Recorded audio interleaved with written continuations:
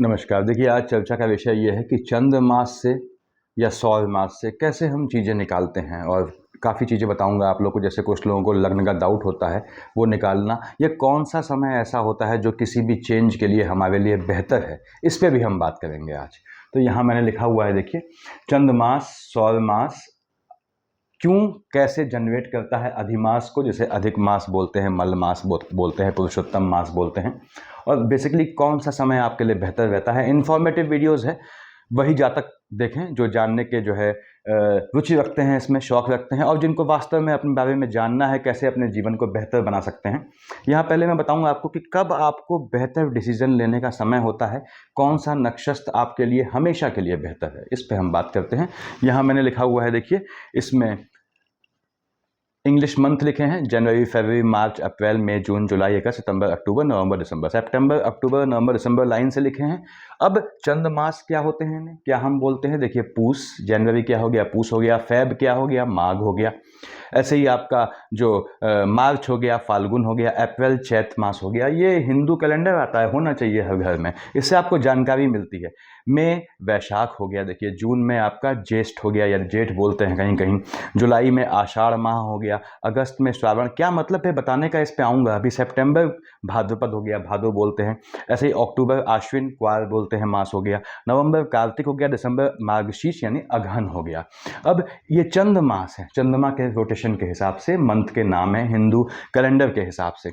और इनमें नक्षत्र किससे डिफाइन होते हैं कि इनकी पूर्णिमा पे या उसके आसपास ये नक्षत्र होते हैं, इससे इनका नाम पड़ा है। इसमें क्या होता है, पूस में पुष्य नक्षत्र होता है। यहाँ मघा, देखिए, इसमें फाल्गुनी, इसमें चित्रा, इसमें विशाखा, इसमें ज्येष्ठा, आषाढ़ा, श्रवण, भाद्रपद, आश्विनी, कृतिका, मृगशिरा। 27 में से यहाँ मैंने ये 12 लिखे हैं। तो अब क्या है, आपकी चंद्र राशि के हिसाब से, यानी कि आपका जो नक्षत्र हो जन्म का, वो यानी कि आपका यदि पुष्य नक्षत्र में जन्म है, मघा में जन्म है, फाल्गुनी में जन्म है, ध्यान सुनिएगा, मास कौन सा है आपका। यदि आपका जनवरी में जन्म है यानी पूस मास हुआ, तो पुष्य नक्षत्र आपको हमेशा शुभ होगा। ये दिशाशूल को भी खत्म कर देगा, हमेशा हर काम के लिए आपके लिए ये बेहतर रहेगा। ऐसे ही आपका मई मंथ है जन्म का, यानी वैशाख है, तो आपको विशाखा नक्षत्र हमेशा आपको सूट करेगा। हमेशा आपको इस समय आप कैसा भी काम कर सकते हैं, बेहतर काम, पॉजिटिव काम कर सकते हैं। तो यहाँ लिखा हुआ है, यानी जनवरी में जन्म है तो आप पुष्य नक्षत्र आपके लिए जो है हमेशा के लिए ये उपयोगी हो गया। इस समय आप कोई भी नए काम की स्टार्टिंग कर सकते हैं। फेब है तो मघा हो गया, मार्च है तो फाल्गुनी नक्षत्र हो गया, अप्रैल है तो चित्रा हो गया, ये वैशाख मंथ में विशाखा, नाम यहीं से पढ़े हैं, देखिए। ऐसे ही जून है, जून में जन्म है आपका तो ज्येष्ठा में, जुलाई है तो आषाढ़ा में, अगस्त है तो श्रवण नक्षत्र में, सितंबर है तो भाद्रपद में, अक्टूबर है तो अश्विन में, नवंबर है तो कृतिका में, दिसंबर है तो मृगशिरा में। आप कोई भी बेहतर काम, अच्छा काम कर सकते हैं। आपका दिशाशूल कैसा भी दोष खत्म हो जाता है यहाँ पे। अब यही चीज, ये मैंने बताया कि जो आपके चंद्र मास के नाम से पड़ा है, जनवरी फरवरी का, इनको चंद्र मास में क्या कहते हैं, और ये बेसिकली किससे पड़ा हुआ है, नक्षत्रों के नाम से पड़ा है इनका नाम। ऐसे ही अब ऋतुएं देखिए कैसे आगे बढ़ते हैं। आपने कहा साहब आपका ऋतु कैसे निकालते हैं, जैसे जनवरी है या दिसंबर है, तो देखिए कौन सी ऋतु होती है, हेमंत ऋतु होती है, यहाँ लिख दिया मैंने। ऐसे ही फेब मार्च में शिशिर होती है, अप्रैल मई में देखिए बसंत होती है, आपका जून जुलाई में ग्रीष्म होती है, अगस्त सितंबर में वर्षा ऋतु होती है, अक्टूबर नवंबर में शरद ऋतु होती है। अब इसको बताने का आपको मतलब क्या है, मतलब ये है कि हेमंत में, देखिए हेमंत यहाँ लिखी है ऋतु, यानी कि आपके जनवरी और दिसंबर में वृश्चिक धनु, सूर्य जो है वो वृश्चिक या धनु पे होता है। ऐसे ही शिशिर में मकर कुंभ पे होता है, बसंत में मीन मेष पे होता है, ग्रीष्म में विष मिथुन पे होता है। मन से देख लें यहाँ पे, फरवरी मार्च में आपका मकर कुंभ पे होता है, देखिए, अप्रैल मई में मीन मेष पे होता है, और जून जुलाई में आपका जो है वो विष मिथुन पे होता है। ये जन्म का मंथ के हिसाब से निकालेंगे। तो ये जो वृश्चिक धनु है, यानी कि यदि आपकी फेब और मार्च में जन्म है तो मकर कुंभ में सूर्य होगा। तो आपको कैसा भी कोई बड़ा डिसीजन लेना है, कोई भी बड़ा डिसीजन लेना है, एनुअल अपना बनाना है कि साल में मुझे क्या करना है, कैसे लोग बनाते हैं साल का प्रोफाइल क्या करना है, तो कब बनाएंगे, फेब मार्च में बनाएंगे। कौन, मकर कुंभ के जातक। यानी यदि आपका ये लग्न के हिसाब से है, मकर कुंभ लग्न है, तो आपको कब बनाना है, अपना प्लान कब करना है, एनुअल प्लान से आपको जो है शिशिर ऋतु में, यानी फिर फेब मार्च मंथ में करना है। यदि आप कर्क सिंह के हैं तो मैंने लिखा है आपको अगस्त सितंबर में जो है आपको अपना एनुअल प्लान करना है। तो वो आपको हमेशा 99.9 99% सफल होगा। और आपको यानी कि जो प्लानिंग करनी है साल की, वो किस हिसाब से किस मंथ में करनी है यहाँ मैंने लिख दिया है। वो किससे देखेंगे? सूर्य राशि से, यानी लग्न के हिसाब से देखेंगे यहाँ पे।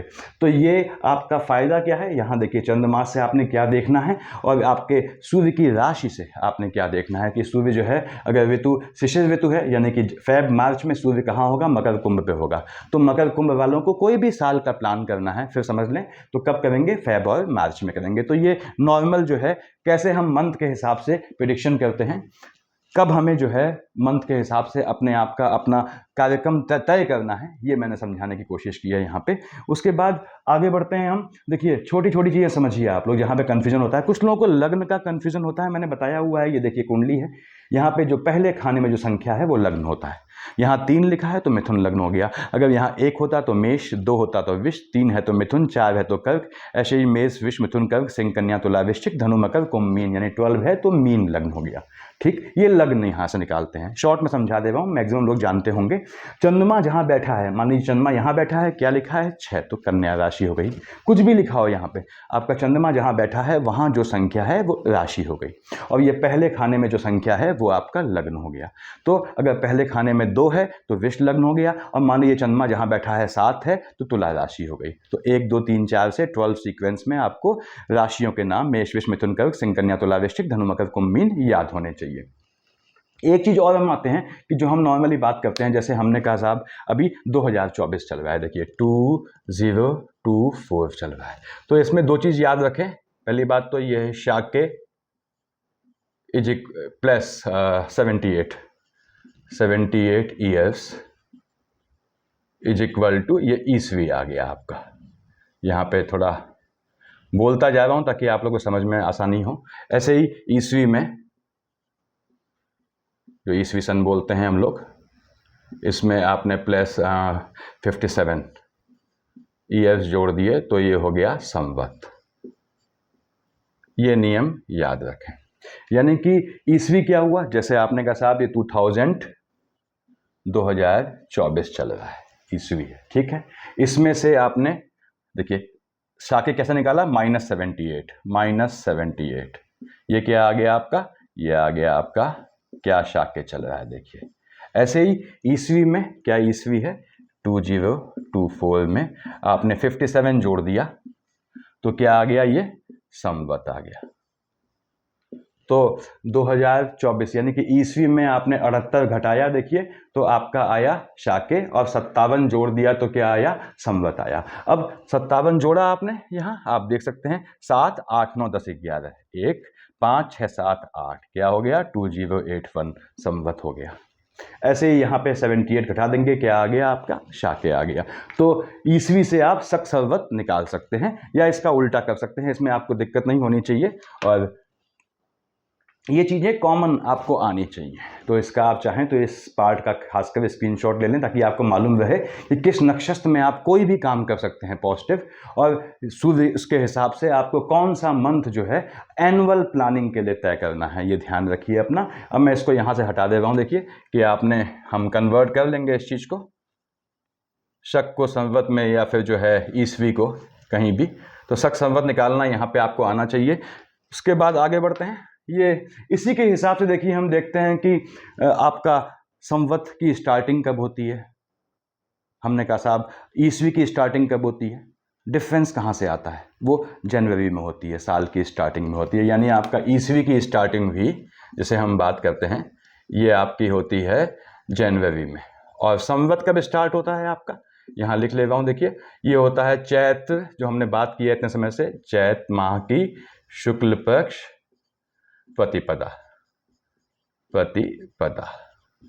थोड़ा जल्दी लिख रहा हूँ इसलिए, यानी कि संवत जो है चैत शुक्ल पक्ष प्रतिपदा यानी आपके मार्च के महीने से बदलता है, ईस्वी आपका जनवरी में बदलता है। तो दोनों में इसी डिफरेंस के कारण, यानी कि एक ईस्वी में 2 संवत होते हैं ऑब्वियसली। एक ईस्वी में आपने कहा साहब मार्च तक जो है अलग संवत था, मार्च के बाद अलग संवत हो जाएगा। ये चीज़ डिफरेंस लाती है ईस्वी और संवत का। किस तरह से, इस पर हम बात करेंगे।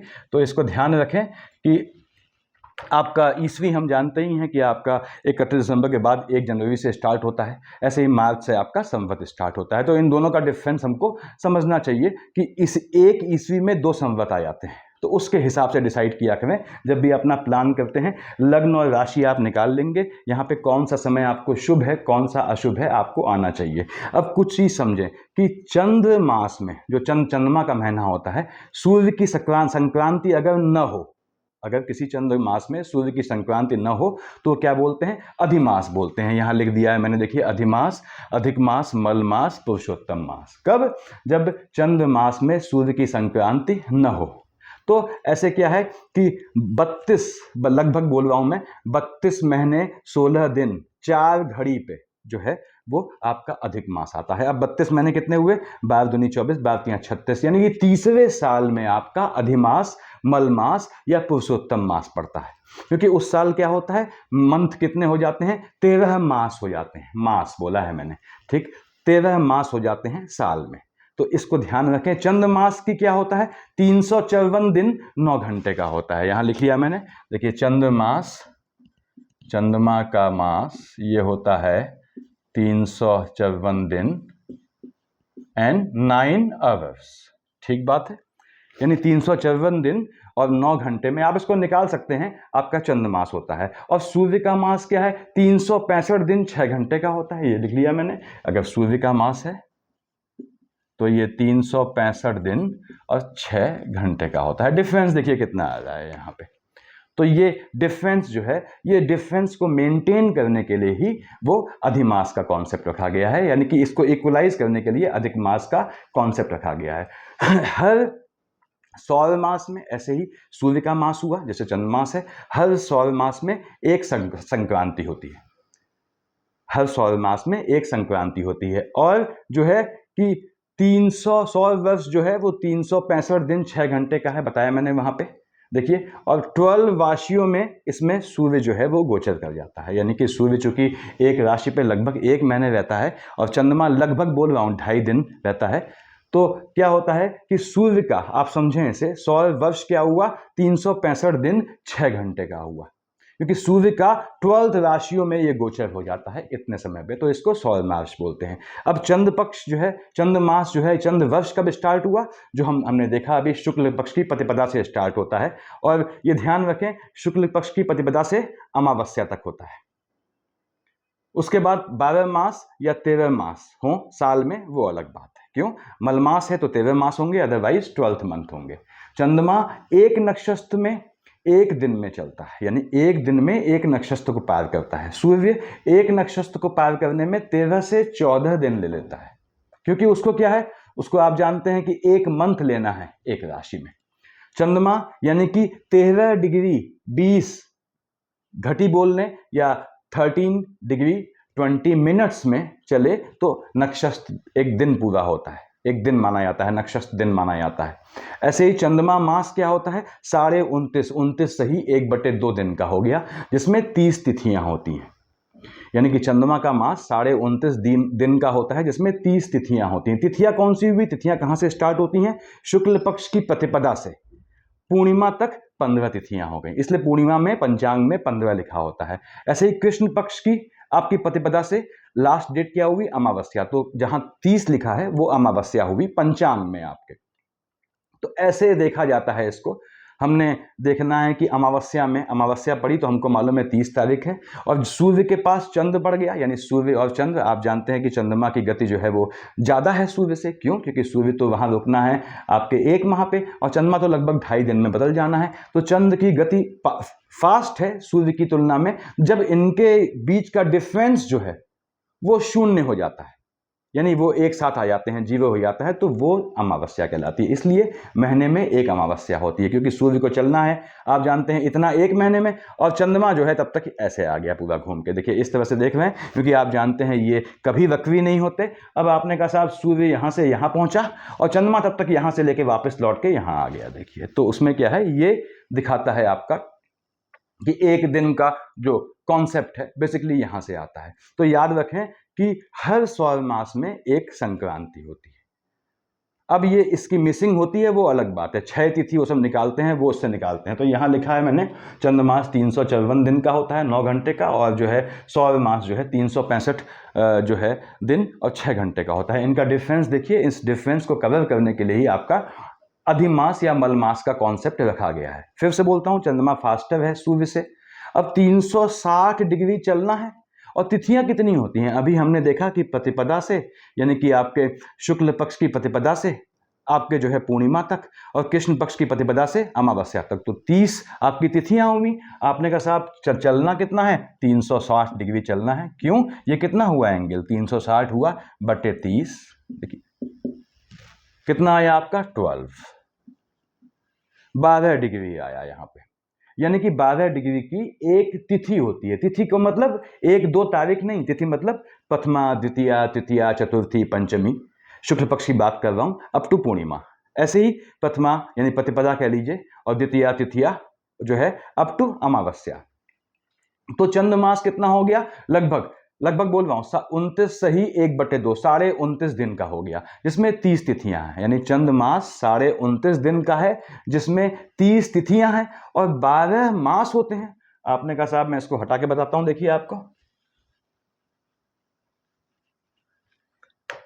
मैंने बताया आपको कि चंद्रमास जो है आपका 29.5 दिन का हो गया। ये देखिए 29.5 डेज का आपका चंद्रमास हो गया, चंद्रमास।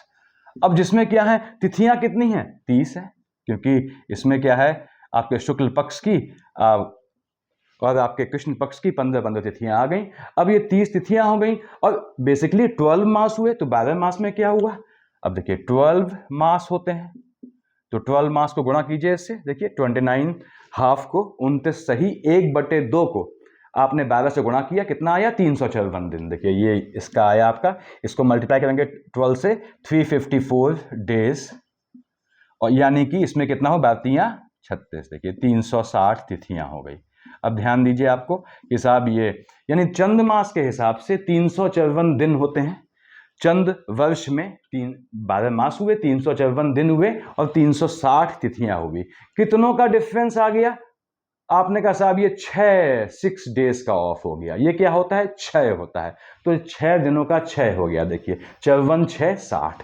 तो यहां से तिथियों का घटना और बढ़ना जो है वो निर्धारित, जो क्षय तो बोलते हैं, क्षय हुआ तिथियों का, तो कैसे कंपेयर होता है या अधिमास में क्या होता है बताया मैंने।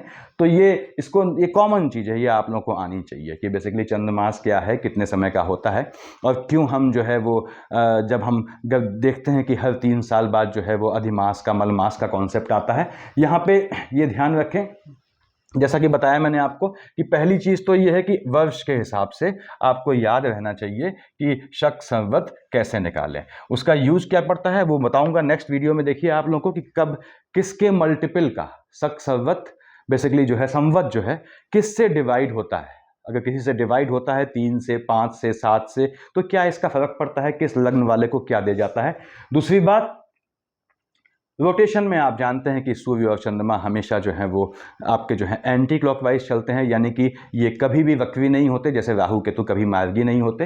तो उनके हिसाब से चंद्रमा की गति फास्ट है। सूर्य जब एक राशि को पार कर पाता है उतने में चंद्रमा पूरा घूम के आ जाता है। दोनों मिल गए आपस में, कितने समय में? एक आपके मास में। इसलिए उस समय जब उनके बीच का डिफरेंस शून्य हो जाता है तो वो अमावस्या कहलाती है। तो यहाँ पे ये हमने देखा कि अधिमास, मलमास, पुरुषोत्तम मास कब पड़ता है। अब इसके क्या ड्रॉबैक्स होते हैं वो बाद में बात करेंगे। काम की चीज़ ये थी आपके फोरकास्टिंग के पर्पस के लिए कि ध्यान रखें कि चंद्रमास के हिसाब से, मंथ के हिसाब से आपने देखना है कि कौन सा नक्षत्र आपको हमेशा सूट करता है। कोई भी शुभ काम करवाना हो आप इसमें कर सकते हैं। कोई भी बला टालनी हो, याद रखें, तो इसी नक्षत्र में अगर जो है पहर पड़ता है गोधूली बेला का, तो आप कर सकते हैं। ऐसे ही सूर्य की राशि के हिसाब से यदि आपके वृश्चिक धनु हैं तो बताया मैंने आपको कि जनवरी में या फिर आपके दिसंबर वृश्चिक धनु हो तो दिसंबर में और जनवरी में आप क्या करना है, कैसे आप जो है अपने एनुअल जो है जो कार्यक्रम को निर्धारित करते हैं, तो वो आपका कभी गलत नहीं जाएगा। फिर समझ लें, ऐसे कर्क सिंह वाले हैं तो आपको ध्यान रखना है कि आपका जो है ये अगस्त लिखा है, देखिए मैंने यहाँ पे अगस्त सितंबर में आपका जो है कोई भी काम आप निर्धारित करेंगे तो वो निश्चित रूप से साल भर आपको रिजल्ट दे जाएगा। यानी जो प्लान करेंगे आप, वो प्लान सक्सेसफुल होंगे। सफिशिएंट है इतना। Thank you.